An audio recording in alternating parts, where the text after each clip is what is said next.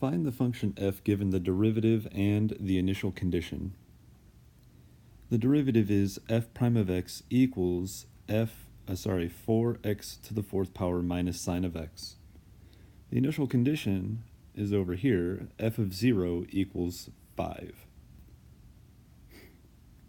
So in order to find the original function given the derivative is to go ahead and find the antiderivative of this function. And in order to do that, you need to find the antiderivative of 4x to the fourth power minus sine x, all with respect to x. So going through and figuring out this antiderivative, I know I'm going to have 4x to the fourth power, except it's not going to be the fourth power. I'm going to add 1 to that exponent. And then out front, I'm going to multiply this entire term by the reciprocal of this new exponent.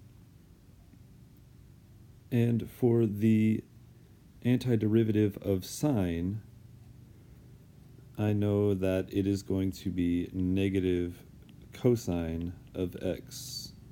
This is just one of those trig antiderivatives that you will have to memorize.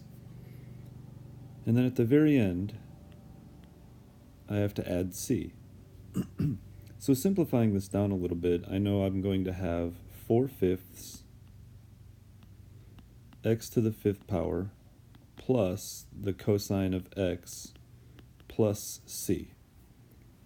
And in previous examples and exercises, you may have noticed that this plus c is just kind of here. We don't know what it is. If we take the derivative of it, we know that this will be 0.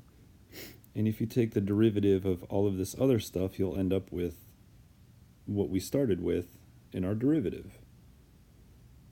But we cannot write anything but plus c because we don't know what number it is supposed to be. That is where this extra bit of information will help us. So I should finish this last line here. This is our f of x. This is our original function. If we take the derivative of this thing, we'll get what we started with. So now we have some information. If you substitute 0 in for x, here, here, here, we should get back a y value of 5. So let's set this up. So I know that f of 0 is equal to, well, just the function if you substitute in 0 for x. Plus c. But I also know that f of 0 is also equal to 5. So I can set this entire expression equal to 5, and now c is the only variable in this entire equation. So now we can solve for c. It turns out this first term here is 0 plus this next term here, cosine of 0 is 1, plus c, we know will equal 5.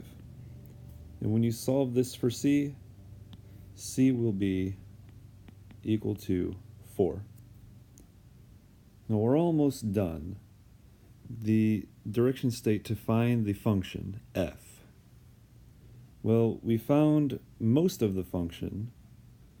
We also found a c value. The last step here is to make sure you substitute that c value back in there for a final answer of f of x equals 4/5 x to the fifth power plus cosine of x plus 4.